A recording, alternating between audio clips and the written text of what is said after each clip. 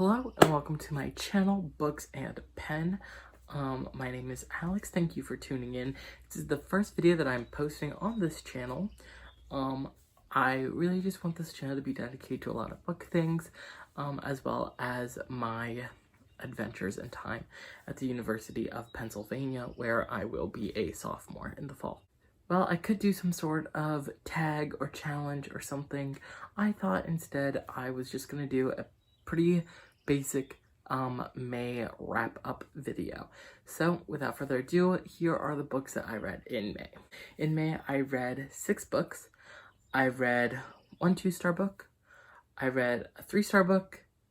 I read 2 4-star books and then 2 5-star books. I'm just gonna go in order that I read them. So the first book I read, I don't have a physical copy of. I read it on my iPad for my English class. It's called Bartleby the Scrivener, and I gave this book 4 stars. So Bartleby the Scrivener by Herman Melville follows this scrivener named Bartleby, if you don't know a scrivener. So back before they could mass produce different writings like pamphlets and books, people hired these people called scriveners, and their only job was to copy down books, pamphlets, speeches, essays, etc. And that's all they did. So Bartleby's the scrivener, and he's hired, and the whole short story, it's only 34 pages. It took me less than an hour to read it. It's just about Bartleby, and it's like a critique on labor conditions at the time. It's kind of a critique on capitalism, if you want to interpret it that way. And I could go on, but I would prefer not to. So the next book that I read was Platform 7 by Louise Doughty. I believe that's how you pronounce her last name. I don't really know. So Platform 7 is a thriller, kind of. That's how it was described, about a woman who commits suicide on a train platform by jumping in front of the train. The whole thing is about her life leading up to her suicide, but someone else also kills themselves on the platform. So it's like, are these two suicides related? Are they not related? And it was supposed to be a thriller. It's told from the perspective of a ghost. It's supposed to be some sort of thriller. I rated it 2 stars. I didn't find the characters in it very likable, and I didn't really know what the point was. I was expecting some sort of big plot twist at the end, and I didn't really have that. So I only rated it 2 stars. It was an okay book. Wasn't my favorite. I don't hate it, but it just wasn't for me. Next book I read was Dust of 100 Dogs by A.S. King. A.S. King is my favorite author.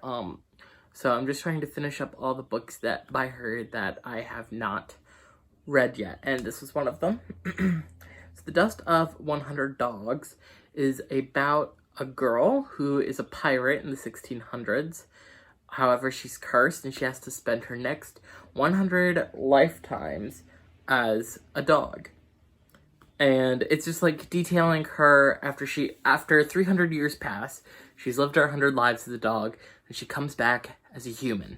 And it's just detailing her life growing up in rural Pennsylvania, and trying to be a pirate, but in the 20th century. It takes place in the 1970s and 1980s. So it was just really interesting to read. I thought it was a really fun read. I thought it was pretty quick and easy.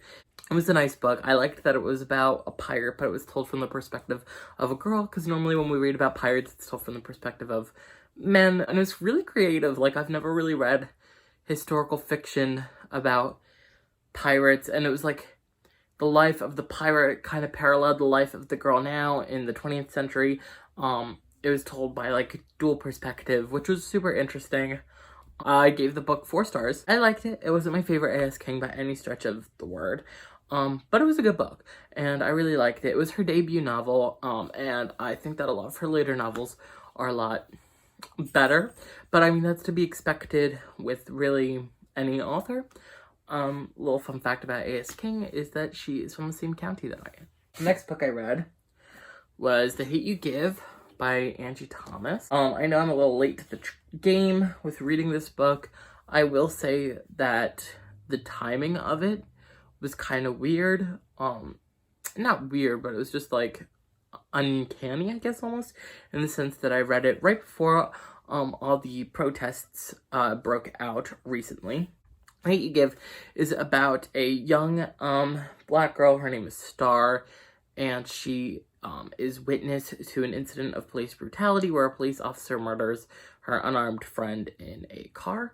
They're driving home. They weren't breaking any walls or anything. But anyway, and it's about Star. She goes to a wealthy, largely white private school, but she's from like a not so nice neighborhood, and it's just about her life between these two different worlds, for lack of a better term, and as well as the ramifications of the police brutality incident, and just her kind of having to deal with having witnessed this event, and certain systems working against her. I gave the book 5 stars. I'm sorry that I couldn't describe it better, but I was trying to describe it in a way that I wouldn't really spoil anything.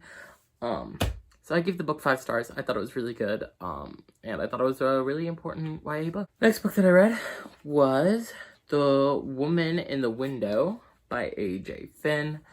This book was terrific. I haven't really been big into thrillers before, but I purchased this book a couple months ago and I really wanted to read it. So I decided that I'd give it a read, and oh my goodness, it was probably one of my favorite, it's definitely one of my favorite books of all time. I thought the twist at the end was so good.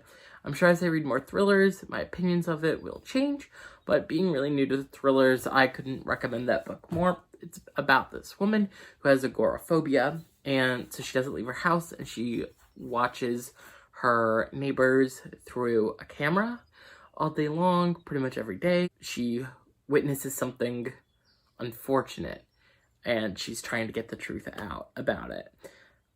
I thought it was really good, and I think if you are new to thrillers, you would definitely like this book, and I gave it 5 stars.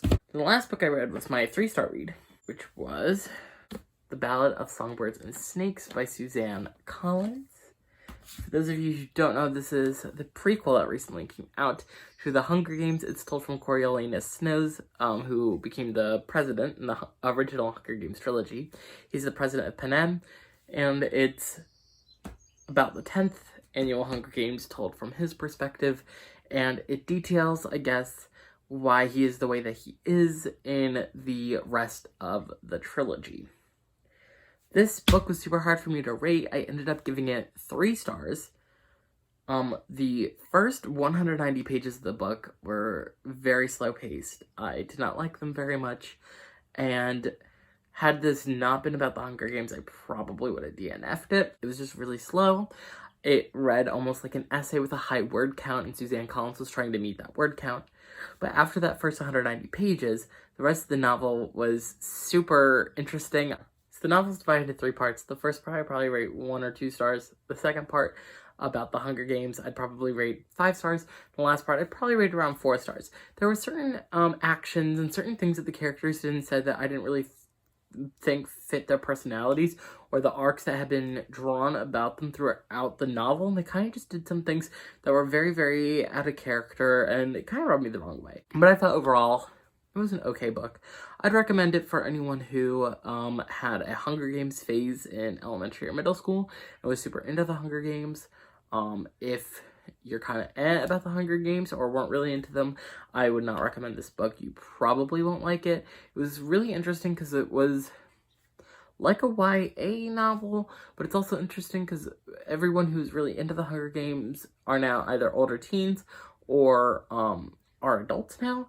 So it's just kind of interesting, and the book really read like it was meant for young adults, but also trying to appeal to the now adult audience. So it was just kind of odd, a little bit unsettling in that way. those are the books that I read in the month of May. I read Bartleby the Scrivener by Herman Melville, which I gave 4 stars. I read Platform 7 by Louise Doughty, which I gave 2 stars. I read The Dust of 100 Dogs by A.S. King, which I gave 4 stars. I read The Hate You Give by Angie Thomas, which I gave 5 stars. I read The Woman in the Window by A.J. Finn, which I gave 5 stars. And then I read The Ballad of Songbirds and Snakes by Suzanne Collins, which I gave 3 stars. If you have any questions or any book recommendations whatsoever, leave them down in the comments below, and I will catch you guys next time. Bye.